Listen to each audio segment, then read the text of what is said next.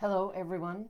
Welcome to the Kim Conrad Show, where perspective, power, and innovation can change your life and the world. Today's feature, I'm not today's feature, I'm Kim Conrad. Today's feature is more Sufi Wisdoms, some other stories that I found that could be of great value. One is called The Four Men and the Interpreter, and the other is called The Frogs. And you might have heard a story something like that. So I'm going to read them and then share whatever comes. And I'd love for you to share below and comment how these strike you, any ahas that come forward, any circumstances that you might do differently. That would be wonderful. I love it when you do that. And if you are on Facebook, please like and follow the page. That would be lovely. We're heading toward 1,000, and I'd love for you to join this inspiring community and help it make a bigger difference in the world. And if you're watching it on YouTube, please like, subscribe, and then click the bell and all notifications.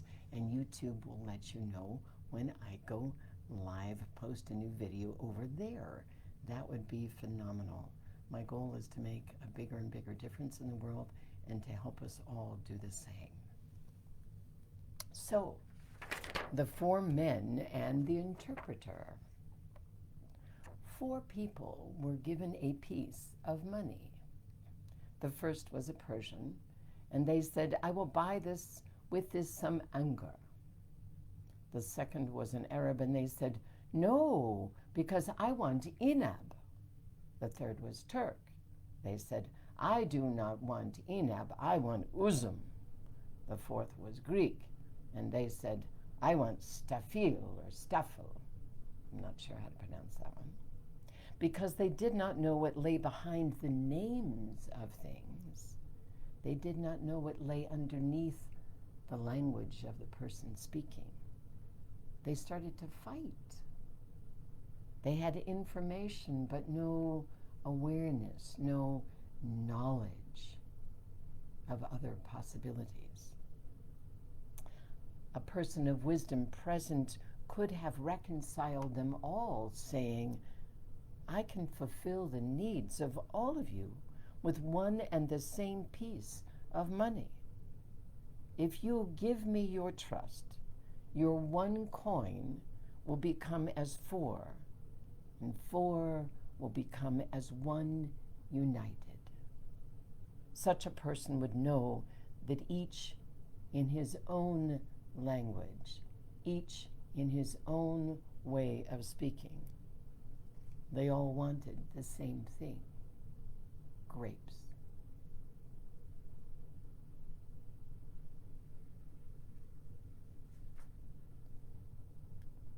And for me, I look at the world, and I've had the grace and to speak individually with over 1 million people in 38, almost 40 years of business. And the likelihood that is, from whatever perspective, even if it's the same language, such as English or French or Spanish or Persian or whatever, and I don't know if that was the right word to use, so I'll just bear with me on that. Persian is anyway, so just know that I noticed that, and I will check into it. That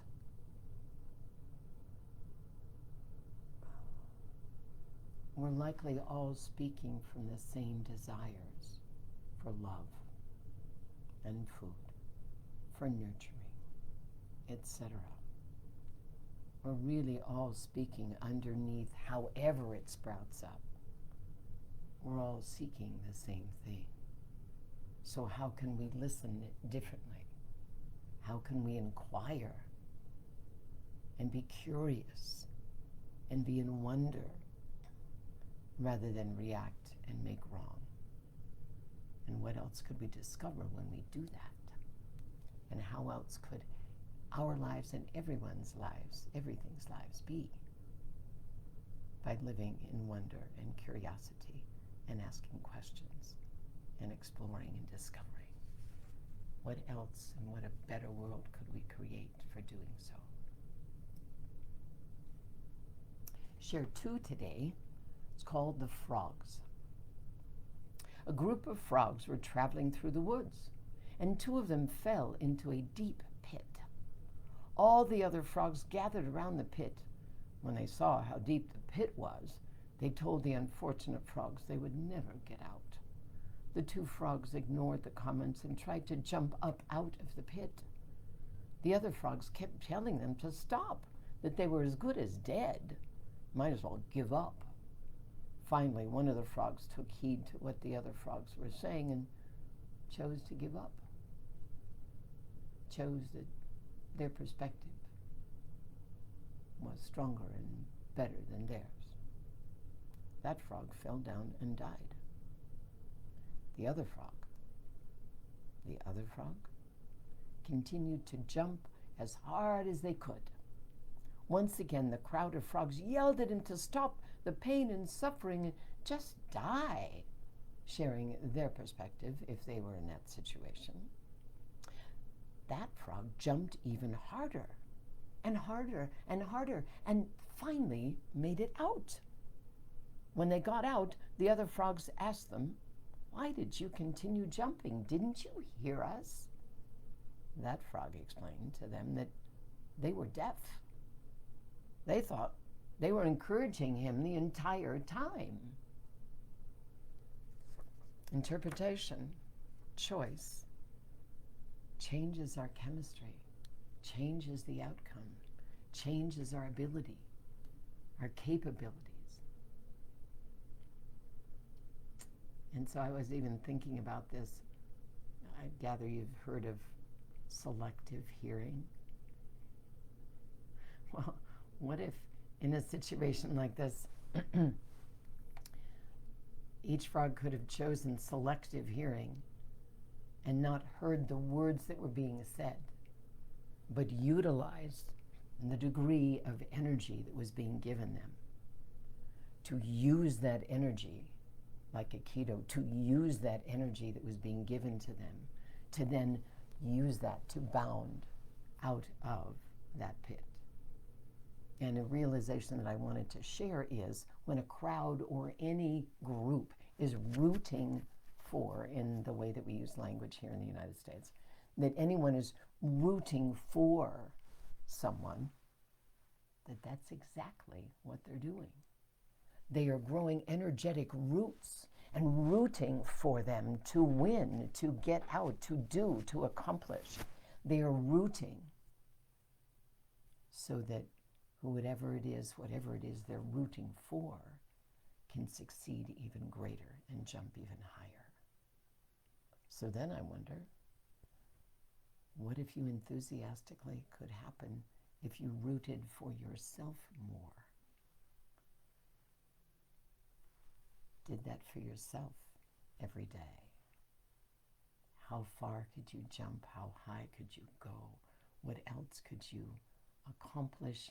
What more joy could you have? Better health could you have?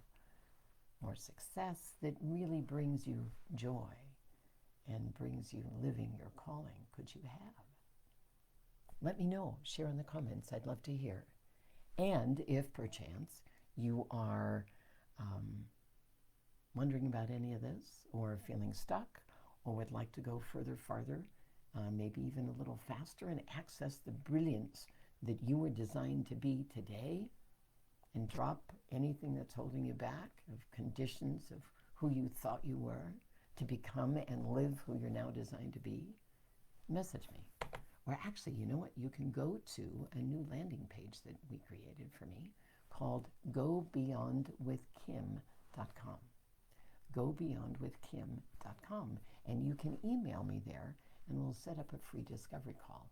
That would be really fantastic. I look forward to hearing from you there as well.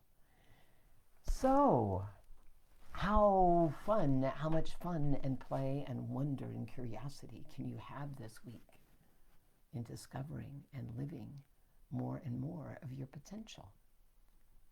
Thank you so much for being here. Please like and follow the page on Facebook and subscribe. Click the bell and all the notifications on YouTube. And I look forward to seeing you next Wednesday at 10 a.m. Mountain Daylight Time. Bye-bye.